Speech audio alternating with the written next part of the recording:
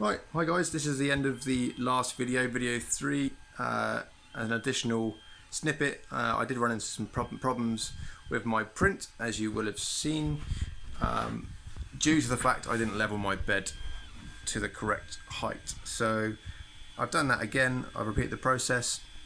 I leveled each corner using these dials to raise the bed corner up and down, and as you can see from the printer, it's happy and it's proceeding with the print, and the PLA plastic is adhering to the mat, which is what we want to see. Again, you might have to do this a few times just to get to grips with how much you trap this piece of paper in between the nozzle and the bed, but once you get the hang of it, it's quite easy. So while I've got you here, I'll just talk you through some of the upgrades I've done to my printer, because it is quite a cost-effective printer on the market, and it isn't an all singing, all dancing solution. So hobbyists like myself have online produced a number of upgrades which are free to download and free to print out on the printer and add to your printer as necessary. So this is the first one. It's simply a backing plate or cover for your computer.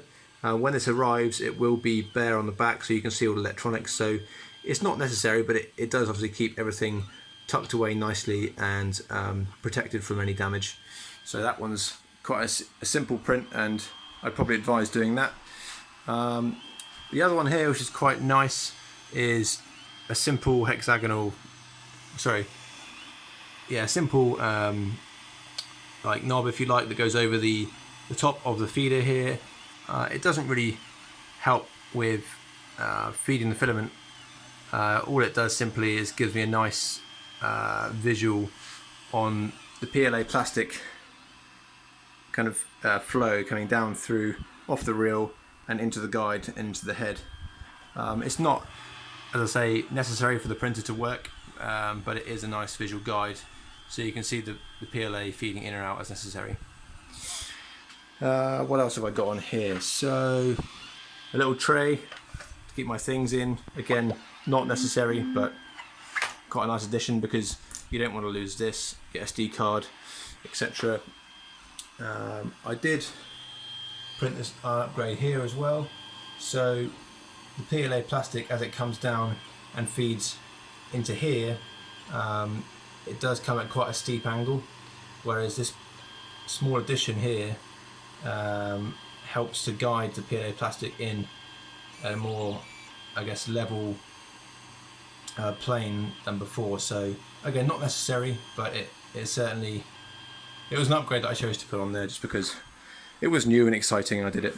The final thing I'll show you is the ducting. So at the base of the head here is the ducting, which directs the airflow from the fan onto the nozzle.